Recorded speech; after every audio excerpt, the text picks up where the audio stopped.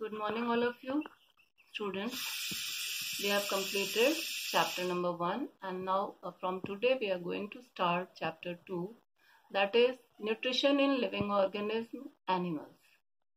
Students, as you know that animals cannot prepare their own food. They depend upon plants directly or indirectly, so they are heterotrophs. And in heterotrophs, nutrition have 3 steps. Number 1, intake of food.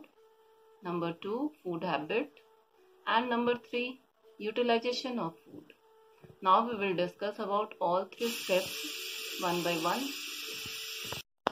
The method of taking in food is different in different organisms. That means the intake of food, method of intake of food is different in different organisms, and the relevant part of their body get modified in a manner that makes it easy for them to eat their food.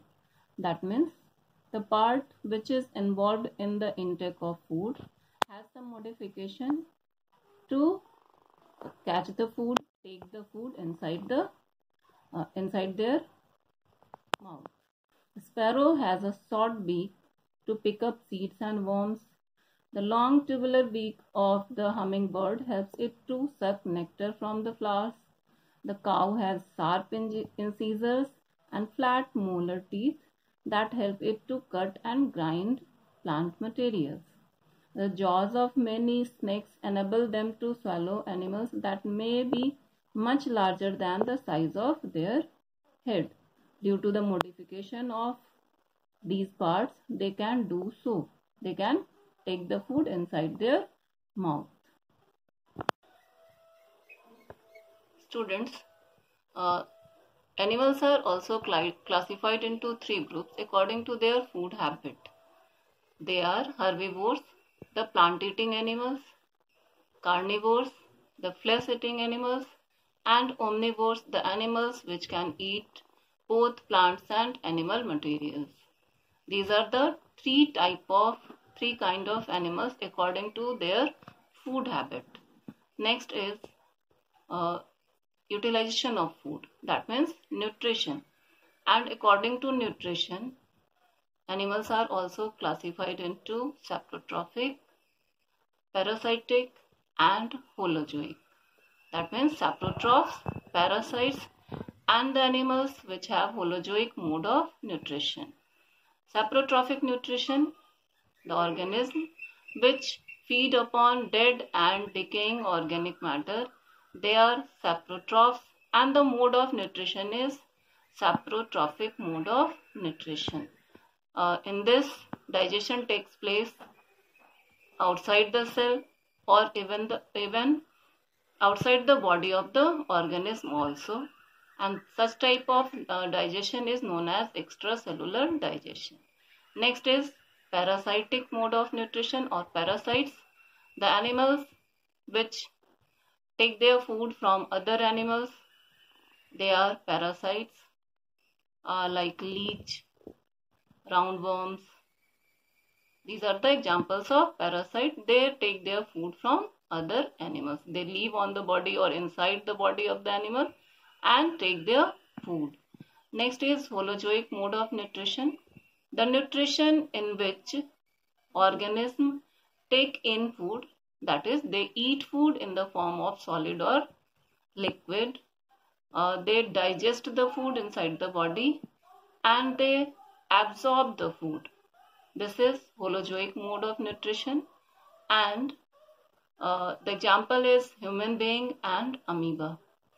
Now today I am going to discuss about the holozoic mode of nutrition in human. Now we are going to discuss about the nutrition in human being, that is holozoic nutrition. The food we eat passes through a long muscular tube that is known as alimentary canal.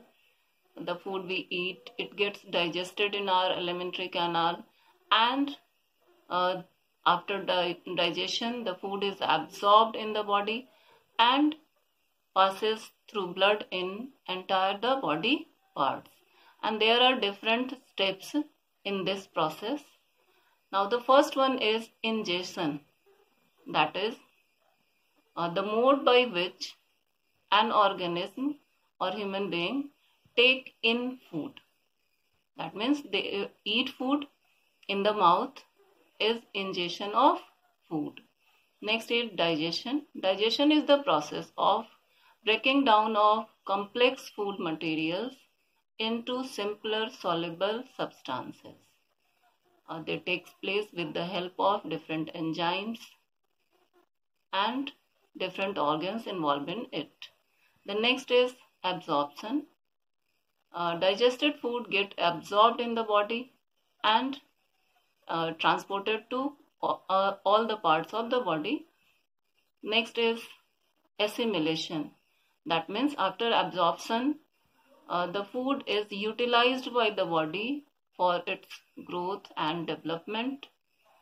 The last step is egestion. The elimination of undigested waste from the body is known as egestion. All these are the steps involved in the nutrition